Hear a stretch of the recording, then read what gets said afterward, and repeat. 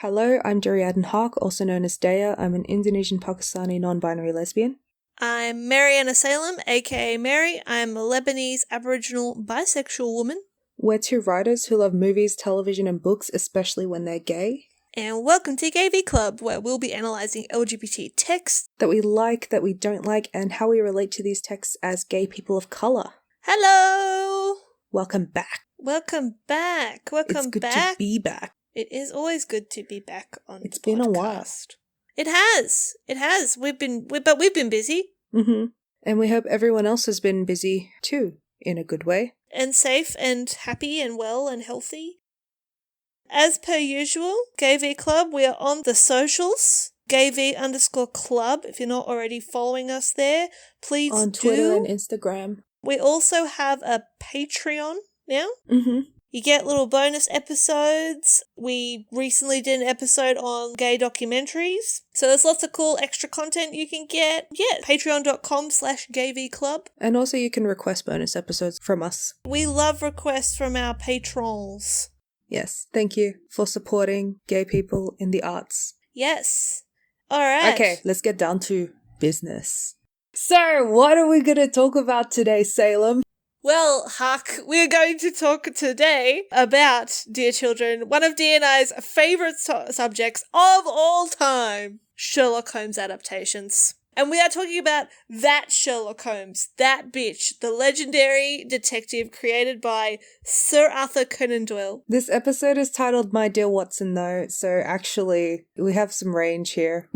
You can't talk about one without the other. We could talk about, so many different aspects of Sherlock Holmes adaptations, but today we want to focus on gender and gender bending in recent Sherlock Holmes adaptations. Yes. So, Sherlock Holmes, the legendary detective created by Arthur Conan Doyle, or ACD, as you may hear us refer to him as later, is the most portrayed literary character on screen of all time, with over 250 depictions across film and television since the invention of cinema. Mate, he is so popular. Not far behind that number is Holmes's companion, Dr. John Watson.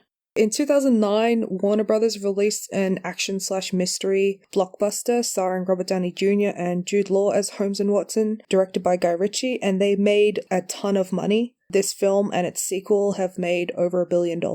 That's amazing. In 2010, the BBC released a modern adaptation of Sherlock Holmes, written by the devil himself and his gay friend. The straightest gay friend. Where the only thing modern about it is that characters text each other.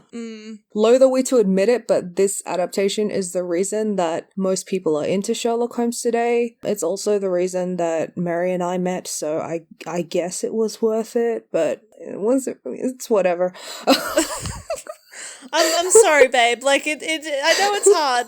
This terrible thing brought you me, but you're gonna have to yeah. You're just gonna have to acknowledge that, you know. In 2012, piggybacking off this popularity of Sherlock Holmes content, CBS released their own modern adaptation of Sherlock Holmes created by Robert Doherty called Elementary. This time it was set in New York with Johnny Lee Miller as Holmes and Lucy Liu as Dr. Watson. Woo! So with the exception of this really obscure 1986 Russian film called My Tenderly Loved Detective, which I really want to watch but can't find, in which the duo are both women, Lucy Liu as Joan Watson is the first gender-bent Watson, and she's also the first Watson played by a person of colour as a person of colour. And I make this distinction because Ben Kingsley played Watson in Without a Clue, but as we all know, Ben Kingsley pretends to be a white person until it's convenient for him. Do you want to talk about the importance of Dr. Watson, Salem? I do! I literally have a whole series on YouTube that I made called Elementary vs. Sherlock, where I go in depth comparing these two adaptations. They're a couple of years old now, but I'm still pretty proud of them. So my YouTube channel is aka Just Mary. You can go check it out. Because I'm actually very proud of those videos, and I've often thought about returning to them and making more. They're very extensive. Yeah, thank you. I still have the scripts for the ones that I haven't made. I digress again. So the importance of Dr. Watson. Dr. Watson is very, very important in Sherlock Holmes canon or mythology. I mean, the job of Watson primarily is to, like, be the in for the audience. I mean, this is kind of obvious when you consider, like, in the original stories, he's the dude that we literally read from the perspective from. The stories you read of Sherlock Holmes are written by Dr. Watson, so he is the witness, he is our in, so he's pretty important. Watson primarily functions as that, but I personally also believe that Watson sort of functions as someone who lends legitimacy to Holmes's work. Holmes is a consulting detective, which, as he often says in every version that you've ever seen, is a job that he made up. It's not real. It's not real anywhere. It's never really been a position that is legitimate. And I personally feel that Dr. Watson is also there to lend some credibility as well as humanity to what Holmes does. Not just because Watson is a doctor. In the books, this does come up a lot, like it's because he's a military man as well. And obviously, the friendship is there to make you sort of care about Holmes, because otherwise you wouldn't really have anyone there to be like, what are you thinking about, buddy? And I think any decent version of John Watson or Dr. Watson does those things, but the better versions of Dr. Watson go beyond that, which we will talk about. Yeah, and I think Joan Watson in Elementary goes the furthest, dare I say. You dared. So, Elementary is so named after the very famous quote from Sherlock Holmes canon, where Sherlock Holmes says, "It's elementary, my dear Watson." And my dear Watson is very much the energy of the show for at least the first 3-4 seasons, because yes, this show is just as much about Watson as it is about Holmes. Yes. So we're gonna talk about that. They are partners. At the beginning of this series, it doesn't appear so much like this though. For the first few episodes, Joan is our entry point into the life of a very unique version of Holmes that we've not really seen previously. Sherlock Holmes is canonically a drug addict, and throughout canon and a few preceding adaptations, this characteristic of Holmes is presented in a very casual, unconcerned, occasionally problematic way. This trait of Holmes even makes it into House, which is like the vaguest adaptation of Holmes that's ever been made. It's definitely a thing that you see more in modern adaptations, I think. Yeah, because, you know, back in the day, they didn't care about this thing. Like, I love that joke in the Holmes and Watson movie, where Watson is just like, would you like me to prescribe you some cocaine? That's how Victorian doctors were like that. Literally in the story, I'm pretty sure Watson only gets concerned because he's not really concerned that he's like doing the opium. It's more like, well, you've done a lot there, buddy. More than I would prescribe to my patients. Are you doing all right? Sorry, this is a horrible thing to laugh at. I think, like, out of not just Sherlock Holmes adaptations, but just out of all of television, I think Elementary is probably the most nuanced portrayal of addiction that I've seen on screen. Yes. So Joan Watson is an ex-surgeon who falls into Sherlock's orbit when she is hired by his father to act as his sober companion, to help him transition back to normal life after a while in rehab. The first half of season 1 follows Sherlock's attempts to suppress his struggles with sobriety by solving murders, and also Joan's struggles trying to get this dude to engage with the AA/NA program. So Joan, like every other Watson, tags along with Sherlock to crime scenes, and she offers her medical expertise. And unlike every other Watson, I think she's actually extremely helpful in this aspect. I think yes. I think in canon and in all adaptations, he gradually gets more and more useless. And is just like Joan actually provides insight. Yeah, Joan actually she's provides like an insight like from the beginning. Like, I love her brain. Her mind. Her mind. Yeah, so slowly we see her becoming intrigued by Holmes's career as a consulting detective. We see her developing investigative instincts and like deductive skills similar to his. And by the time their period of sober companionship ends, she becomes his apprentice. Bro, we love friendship. Bro. I love them. So yeah, Joan becomes Sherlock's apprentice, and over the remaining season, we see Joan learning. We see her doubting herself, we see her discovering herself, we see her growing and sharpening her skills. We see her earning the same respect for her skills that Sherlock gets, and we also see her earning admiration that he doesn't get because she's not a complete headcase like him. Yeah. Doherty and co. show us that what makes Sherlock Holmes unique and amazing doesn't just belong to Sherlock or even a man like Sherlock. Watson is an Asian American woman whose perspective as an Asian American woman frequently enables her to develop insights and solve problems that Holmes cannot conceive with his limited worldview. Yes. It is worth acknowledging that her heritage is acknowledged in also a very nuanced way. You learn why she has the last name Watson and why she does what she does. I think I read a lot of people who hadn't watched Elementary trying to be like, oh, but they just supplant Lucy Liu as Dr. Watson and they don't acknowledge that, you know, Lucy's Chinese and it's like, actually, no, they do. They do. That's very much part of her character. There are so many aspects of her character that are just, like, relatable to Asians living in the West, especially, like, that scene. She hears Holmes speaking Cantonese on the phone, and then she's like, you speak that? And he's like, not as well as I'd like, do you? And she's like, not as well as my mother would like. Which is really just the first-gen immigrant mood. That is also acknowledged and pretty seamlessly interwoven with the Dr. Watson archetype. So she learns from him, and in turn, he learns from her. He even acknowledges explicitly, like, I am better with you, which is, chef's kiss. Watson's skills as a consulting detective develop to a point where she is a true equal to Holmes, and they solve literally hundreds of cases through teamwork and the power of friendship. And she even completely surpasses him in several instances. The coolest of which is at the end of season 1 when Moriarty, who is Holmes's evil nemesis, who he's canonically never been able to truly defeat, is instead defeated by Watson. That was like so good. I will say, like, Elementary really fell off when they stopped gender-bending characters, I've gotta say. Also when they upped the propaganda. Yeah. This is a side note, but, like, during this time when Elementary was on TV, like, following Lucy Liu and, like, Johnny Lee Miller on Instagram was just, like, the best because they were constantly, like, just taking photos of each other. I know! And they would I love it. Like, Johnny Lee Miller's Instagram, like, for me was such a huge mood because it was just, like, either him, all like, Lucy Liu. All Lucy Liu, either Lucy Liu or his cats. It was a good time for Lucy Liu fans this everywhere. Is me. And fans of cats. It was just such a wholesome time in television. Where are we up to? Platonic soulmates. Platonic. But yeah, Platonic they were just soulmates! like so wholesome. Yes, they were just best friends, like literally best friends. I don't know what Joan Locke shippers. Like, I don't know what y'all are smoking. Like, I just don't understand why. Like, do you not respect friendships? Like, do you have no respect for friendships? Like, it is truly a testament to something in this heteronormative world, the version of Holmes and Watson that succeeds in having the least amount of romantic tension in a good way is the ones where Holmes and Watson are like a man and a woman.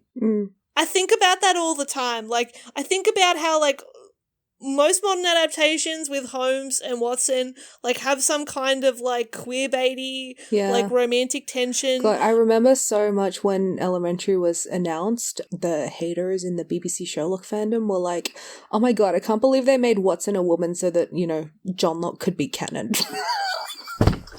Joke's on you, bitch! But also, like, it is worth mentioning, just with Elementary, just, like, for your regular, you know, your casual TV watchers, like, people really wanted them to be together anyway. Like, despite the fact that I don't think the show actually, you know, suggests that there could ever be anything romantic between them, like, people just wanted it to happen anyway. And, like, whenever a new season came out and, you know, Lucy Liu and Johnny Lee Miller would be, like, doing the rounds, like, on, you know, promoting it and stuff, and, you know, interviewers would just be like, is this the season Sherlock and Joan finally get together? It's like, and, you know, no. they'd just be like, watch to find out. So I just think it's really iconic of Elementary to spend 7 years straight baiting. Yeah. And never following through on that. Legends. No, they're just, thank you for not doing that. I really do think it's so ironic. Of all the places where I'd expect Holmes and Watson to finally become canon as a romantic couple, as so many people have wanted them to be, on surface level, this is where I'd expect it to happen. But it's actually, like, the least likely place where it was ever going to happen. You know, like I was actually Yeah. prepared, even with how homophobic Mark Gaddis is. I was actually more prepared for You what? I was more prepared for John Locke to become canon than I ever would be for Joan Locke. Oh my like, god. because I just was like, Johnny Lee Miller and Lucy Liu would never allow that to happen. So I know that it won't happen. But like, yeah. But also shout out to Elementary for making Sheriarty canon. Oh, you love that. But in a hetero way. Yeah, I know, but you still love it. It's I still still there. love it. It's good. It's good shit. Doesn't matter the gender. It's good. Yeah, that's right. But also, I do think it's Transcends- cowardly that it didn't make either of Holmes or Watson gay. Like, I just gotta say. But Like, if yeah. you wanted to really adapt Watson to modern day women on 5 continents, we all just wanted to see gay Lucy Liu. But also, Johnny Lee Miller's Holmes was like, why weren't you bi? Stop it! You know? There's so many scenes where he's just like, There's tragically, so many- I'm like, straight. I'm like, tragically, if I'm it's straight. so tragic, bro, you don't have to be. The scene where Sherlock is talking to Fiona, She's just like, I've never had a boyfriend before. And he's he's just like, me neither neither. have I, but perhaps I've He's not. like, sadly, me neither. Yeah, he's like, maybe I've never met the right man. And I'm like, hello? Hello? Yes, you have. His name is Marcus Bell.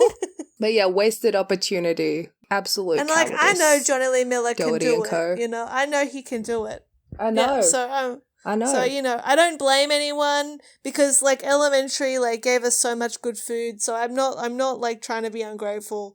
But I'm just like, I want to put it out there. But I am a little bit Yeah. ungrateful. But yeah, by aiming to adapt the characters rather than the stories, Mr. Robert Doherty had the room to do things differently because as characters, rather than characters who must be part of a specific story being adapted, Elementary wasn't bound by gender, race, or even nationality, as none of these things inform the specific set of character traits that any given version of Dr. Watson has to start with. That's all Watson needs to be Watson. Nothing in that job description says that Watson has to be a man, has to be white, has to be British. Joan is more because Doherty understood that Watson in the stories is a starting point, not an end point. And yes, that is a direct dig at BBC Sherlock. But also, like, it's just a fuck you to the canon. British canon. Like, do you remember how mad people were when Lucy Oh my Liu was gosh. cast?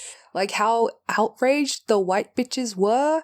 Do you remember when Stephen Moffat was asked about Elementary and he was like, you know, these people are, you know, not as famous as Benedict Cumberbatch. And when freaking Martin Freeman was asked about Lucy Liu playing the same character as him, he, like, actually said that she looks like a dog, as if that has anything to do with playing Watson, as if he doesn't look like I know.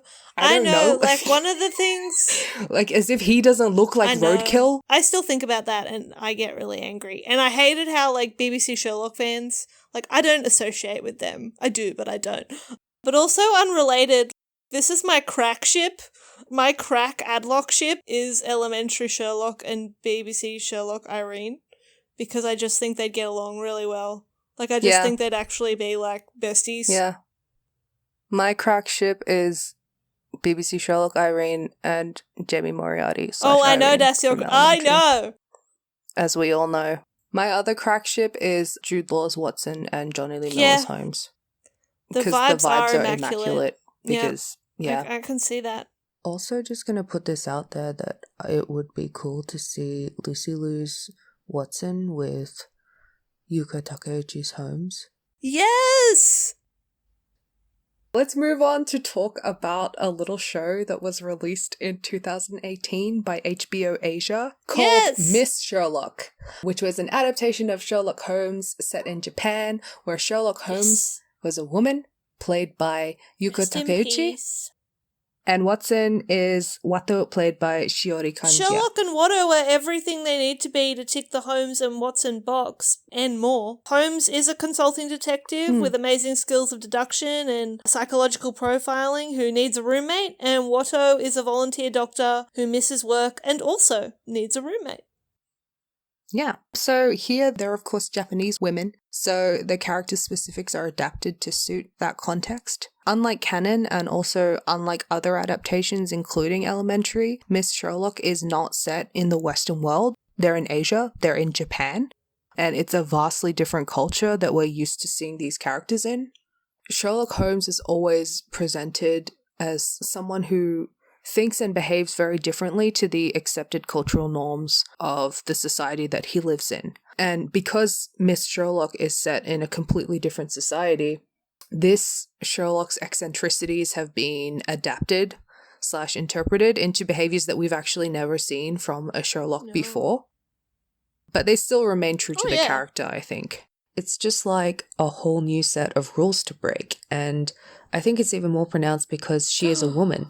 And the societal expectations placed on women's behavior in most cases are way more restrictive than those placed on men.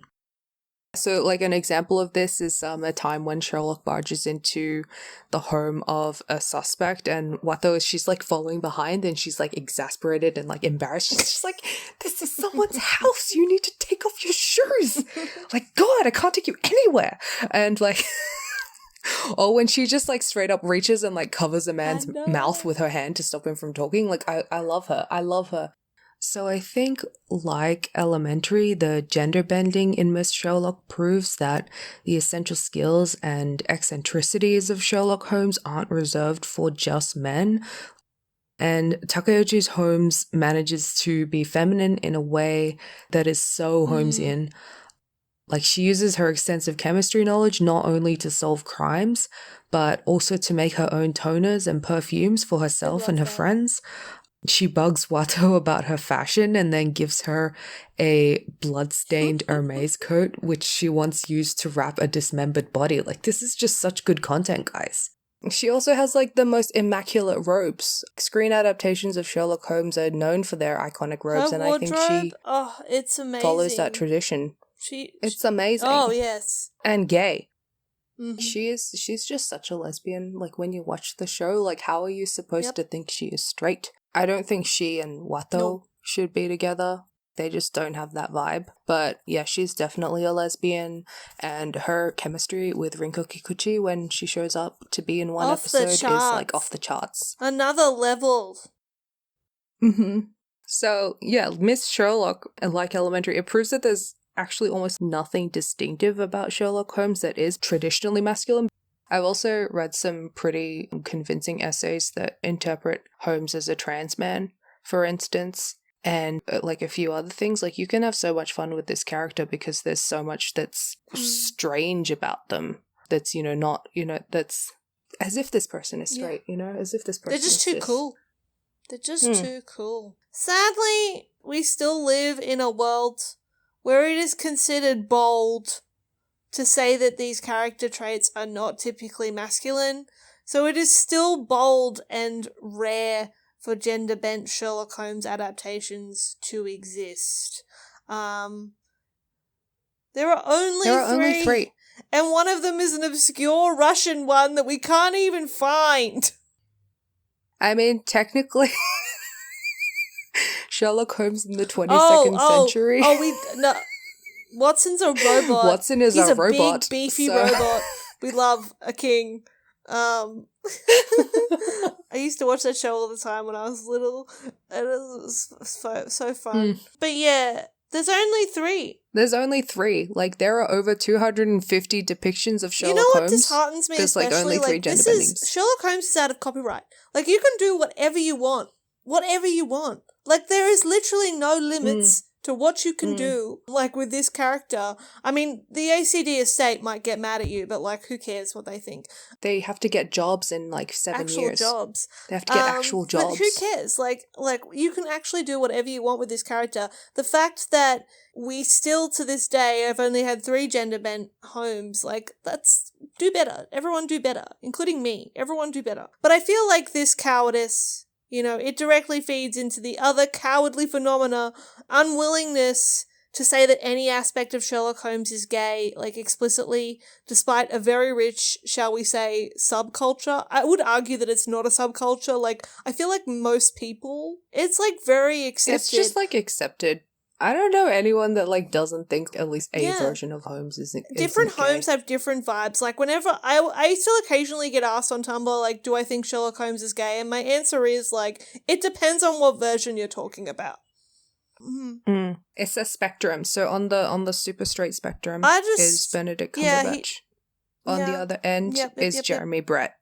I'd argue Robert Downey Jr. is down the other end of that spectrum too.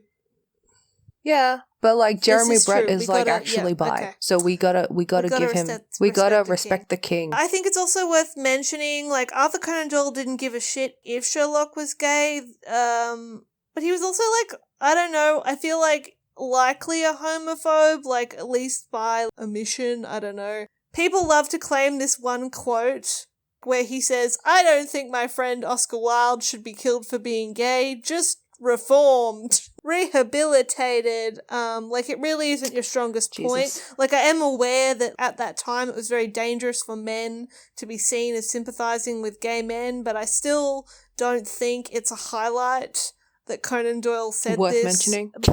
Yeah, but Sherlock Holmes... that supports the TJLC. Yeah. I love the TJLC.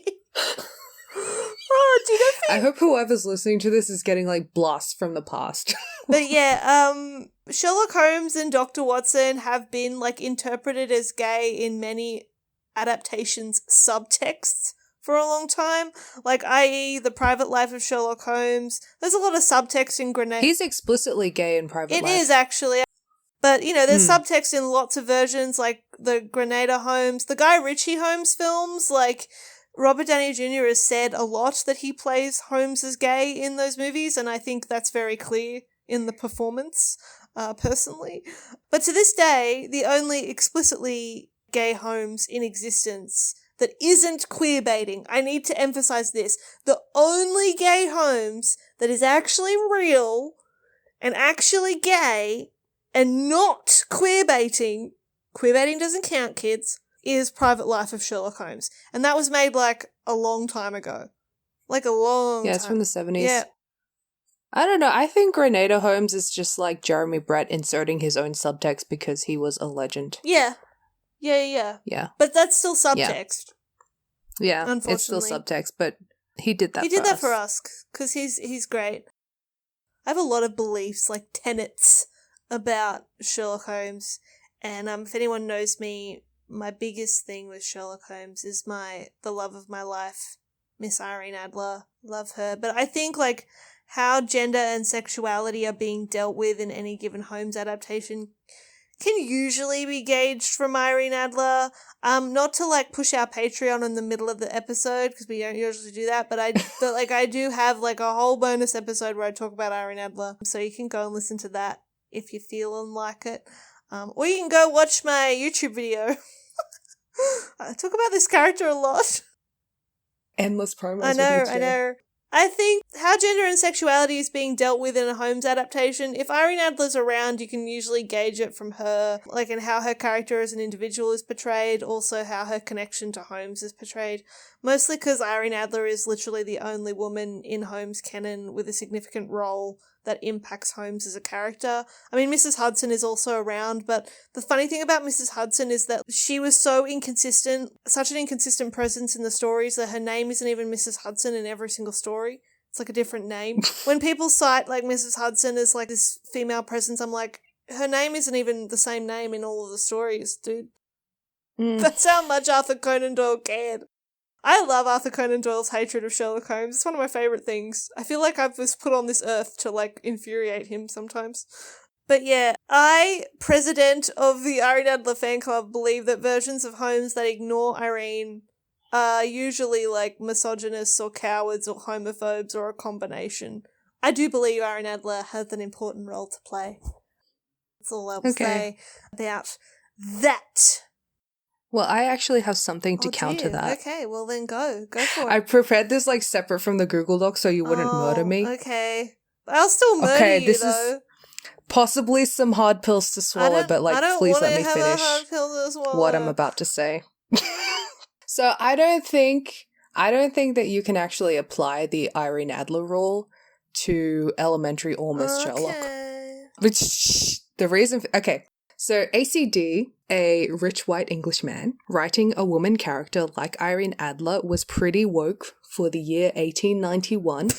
But I think in a truly modern day adaptation, I don't think that character actually translates. I think the best thing about Irene Adler, like the reason that character was so important, was that she was a woman who makes Holmes reevaluate his personal prejudices against women. And so like while her role is like unique for her gender, her role is still very much gendered. Like womanhood is intrinsic to the character. She is the woman because there are no other, as you said, there are no other women characters in Sherlock Holmes canon that have the significant agency that ACD gave to Irene.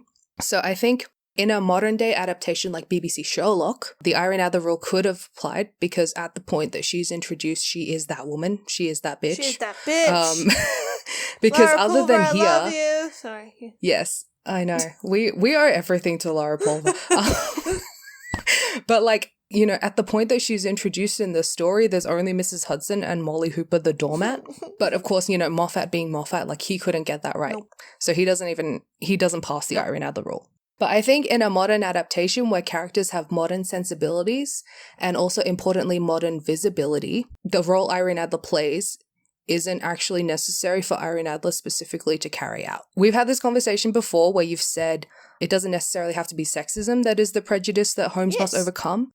But in Elementary, and I don't mean to make Elementary sound like this utopia of like progressiveness, because it isn't. But in Elementary, like pretty much everything that is not naturally the concern of a white Englishman like Sherlock is actually covered, like over the course of the series by various women. You know, mainly by Watson, but also Kitty, by Fiona, and there's also like several like episodic women characters who make that impact. It's not necessarily in a way that's like, oh, we are teaching Sherlock Holmes a lesson today, like sit down. But it's often just like shining a light on various issues for the audience to consider. There's issues of like misogyny, racism, mental health, sexual assault, ableism, privacy, classism. Like they actually managed to do quite a bit, I think. So I know in relation to Elementary, you are like a bit bitter because you didn't get to see your favorite character in her truest form. No, but I'm slightly bitter it's too. a bitterness that's like But balanced also- out because I still like why that is. I just like, you know, I just love Irene. But also, I don't think she could have existed that way in the truest form. Also, for the record, I do think that with Jamie Moriarty, they were angling for something like with corruption. All the pieces are there. But, you know, unfortunately, Natalie Dormer was like, nah, I'm too busy doing like croc commercials. Natalie Dormer. So the writers were forced to do what they could with the little Irene that they She had. couldn't I wish even- they just recast She her. couldn't even record. I wish they had just recast her. She couldn't even record a freaking voice recording for like a voicemail or something. She couldn't even like send a photo of herself to like be turned into a portrait for the last episode. I hate how fake like Natalie Dormer was when she'd be like, I really would love to work on Elementary again. I would really love to work with Robert Doherty again. Like, I hope I get that opportunity. Like, bitch, really? They asked so many times. Like, no, you're TBZ. You're TBZ. Like, having picnics at Hanging Rock. It's like such a tragedy. Like she was like, oh, every time they would like tease us with her, but like she doesn't show. She never shows. No. She never, ever shows. Natalie Dormer never shows. Nope. Say it with me, Watson. Oh. Okay, sorry, continue with Yeah. No, that's it. That's all I had to say. I actually, believe it or not, I do agree with you. Thank you. I do agree with you. I'm very proud of myself. I made this I typed up this very compelling argument at midnight last night. So I love that argument and I do agree with it. I do like that, you know, by gender bending Moriarty themselves is also like another fuck you to Western canon because Moriarty is now a woman. Yep. Like, Harry, did you know that women have minds? Okay, then can I just say, because I actually have watched Little Women Robert now. Doherty and co certainly do. Sorry, what? I actually watched Little Women, like, recently. Because my mum was watching it, and when I saw that scene, I couldn't, like, not laugh because of how many times we've ripped it off. So when she was like, women have minds, I was like, oh no. Oh shit, women have minds. But also, like, in context, you know that what? scene is quite sad. But but I couldn't, like, Oh, okay. I couldn't be sad like Miss Gerwig wanted me to be, because all I could think about was our voices being like, women have minds.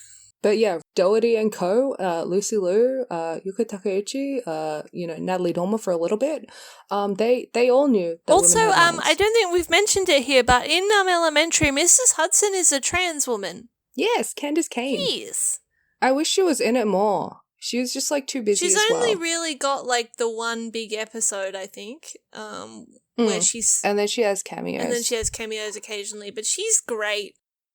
But yeah, I don't, if we're discussing, like, differences in gender and the way we portray these characters, that's certainly one that slips under people's radar. Probably because she's not in it that much, but, it's still worth mentioning. Let's just take a moment to talk about the recent Enola Holmes adaptation that just came out, because this is technically sort of gender bent. I was very excited for this when this was announced, because I read the Enola Holmes books when I was younger. The premise of Enola Holmes is that Sherlock has a little sister who was born quite a while after he was born. There's like a pretty big age gap between them, but she is a teen. She's in her mid-teens, and she is a little bit of an amateur detective in her own right, and she has her own mysteries to solve. Whenever I watch a kids movie and I sit down to watch a kids movie, I adjust my expectations and I try to think of it like, how would I have enjoyed this when I was the age of the target audience? Yep. Like, how helpful would this have been to me? I may have enjoyed it when I was like 7 or 8 if I was watching this. Yes, because it's pretty and there's loud noises. By the time I hit like 13, 14, I would have looked back on it and been like, this is pretty dumb. I do think Henry Cavill was really fun Sherlock Holmes. I think he was just some dude. I think he was just some dude, though, because to Enola, he's just some dude. So, like, of course he's gonna be just some dude. I think Henry Cavill had a fun time. I love my big beefy nerd man. He was fun. And I do like the sibling energy that was there. Yeah. It reminded me a lot of me and my older sister, who I have quite a big age gap between. Yeah, I really liked that. Yeah. It was very sweet. But this is my real big point that comes back to the theme of this episode, which is gender and gender-bent Sherlock Holmes. The question I want to ask is, why can't we just have a female Sherlock Holmes? The answer is misogyny. I feel like this trope of a character being essentially a woman version of a man character, but can't just be a woman version of that character, i.e. they have to be an apprentice, or a relative, or even a flippin' clone. Yes, that's a direct reference to the Doctor's daughter. It's like this misogynistic desire to not have the masculinity of the main character, like, so the original character, tainted. It's like, we don't want to taint this character by having a woman play them, so we'll just come up with a reason for a woman to be like this character. It also means that the woman character, and this is the key thing, it also means that any woman character, like woman version, is still indebted to and therefore beneath their male counterpart in some way, and must defer to them. This was something that specifically bothered me about the Ocean's 8 film. Literally, the premise of Batgirl in the DC comics is exactly this. You couldn't possibly just have Bruce Wayne be a girl and come up and have all this thing. No, Batgirl has to be like a completely separate character for some reason. You could even argue that the most recent sequel to Bill and Ted is this. Like, Billy and Thea in Bill and Ted are literally just Bill and Ted gender swapped. Yeah, I would have liked them to have actual personalities. Yep. Other than just them doing imitations of Alex Winter and Keanu Reeves. Like, I had fun, but also like... And of course, like, the thing that I feel arguably the most strongly about this is in Star Trek Discovery. I love Star Trek Discovery, but one thing that bothers me is that Michael Burnham, who's the main character of Star Trek Discovery, it's revealed in about episode 3 that she is Spock's adopted sister, because of course you couldn't simply have, like, a Vulcan human character that's their own person. No, they have to be, like, she has to be connected to Spock. Point I'm making is, like, this trope I see time and time and again, and I feel like it just stems from this idea that a woman's validity in a world or a story, especially an authoritative woman or a woman who is skilled, like, must be because she's connected to a man. You know, while the self-insert Mary Sue sibling hoe has a long and respected tradition in fiction, because for a long time that's how women were allowed to be in stories, and I'm the first hoe in this house to admit that I love a good family ties, like, fanfic, where some cool babe is like, The reason I'm hearing this story being an iconic bitch is because, you know, Merlin was my father or something, I don't know.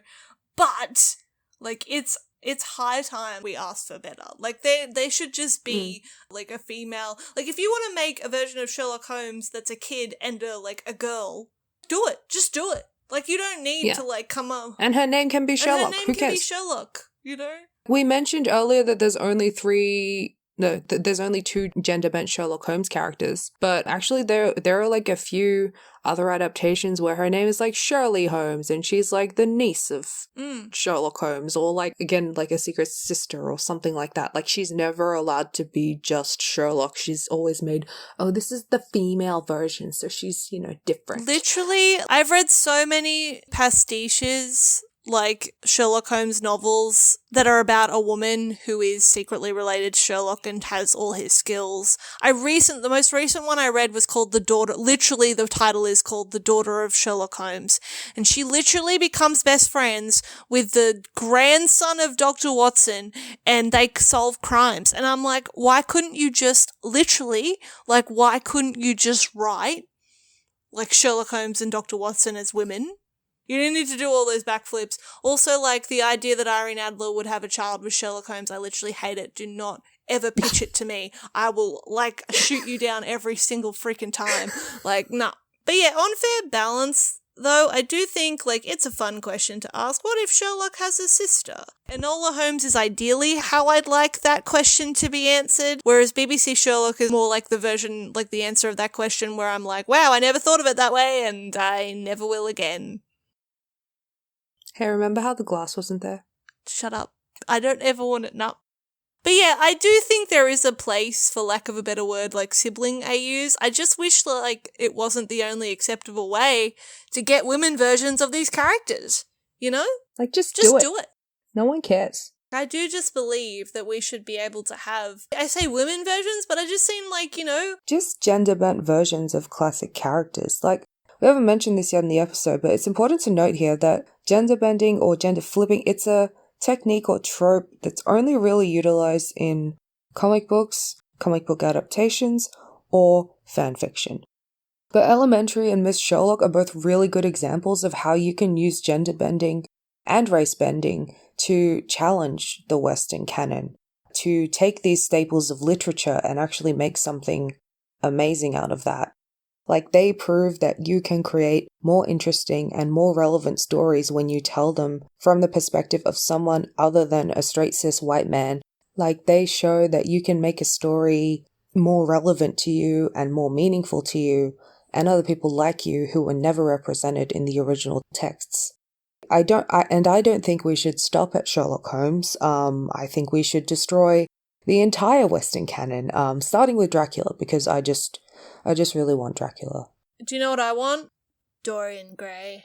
Remember how that St. Vincent movie never happened? Yeah, don't remind me. I was thinking about that. St. Vincent was gonna be in a movie that was a gender swap Dorian Gray. It just never happened. I don't know, it's just in turnaround. They announced it and then it was never spoken of ever again. The PSA, the main moral of this story is that I love Sherlock Holmes, and until I get to, like, bring my own version of Sherlock Holmes into being, I don't believe that any version will be good enough for me. And it's quite possible that even my own version will not be good enough for me. It's okay, my version will. Your version will be good enough for me? That's a big call. It will be.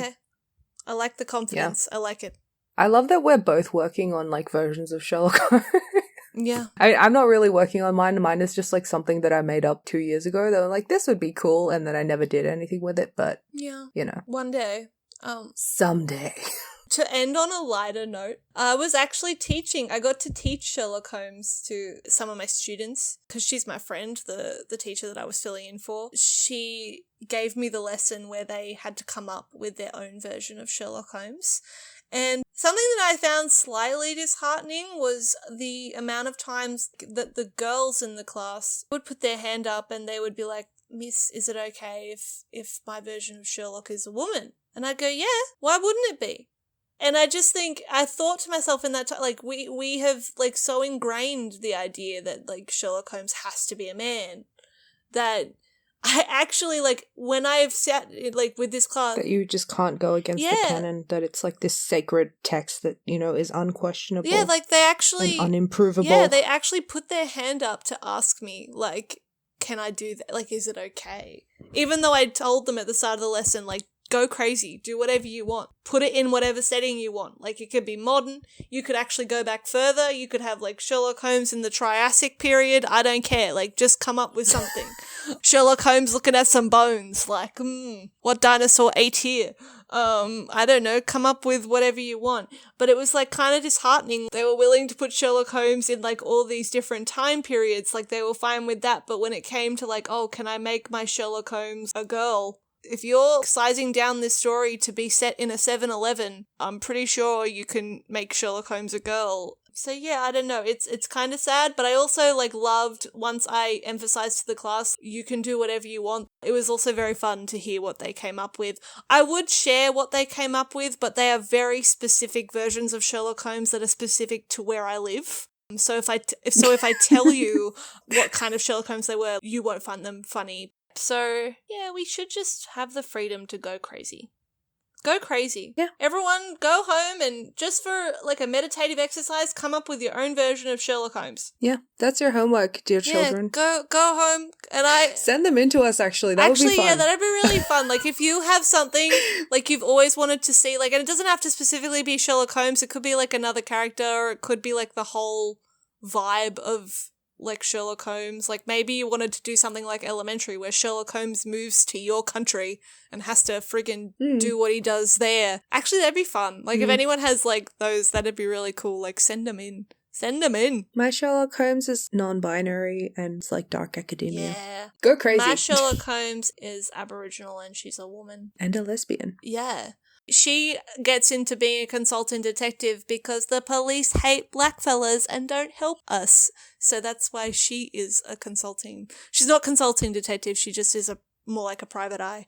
So yeah, go crazy. Sherlock Holmes can be whatever you want.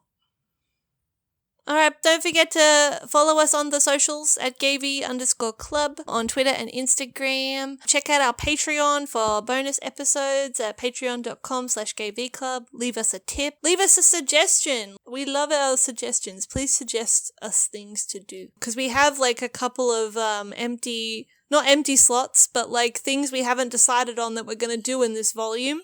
So if there's something that you really want us to do, we have got the space. For our next episode, we're going to be looking at Jennifer's Body because it's going to be Halloween by the time we release it. Amazing film. Greatest film of all time. It is. And then we're going to do a comparison of Fleabag by Phoebe Waller-Bridge and The Bisexual by Desiree Akhavan. So if you haven't seen any of those things, I mean, I feel like if you're listening to this podcast, you probably have, but in case you haven't, this is your time. Yeah, okay. All right, bye guys. Thank you. Bye guys.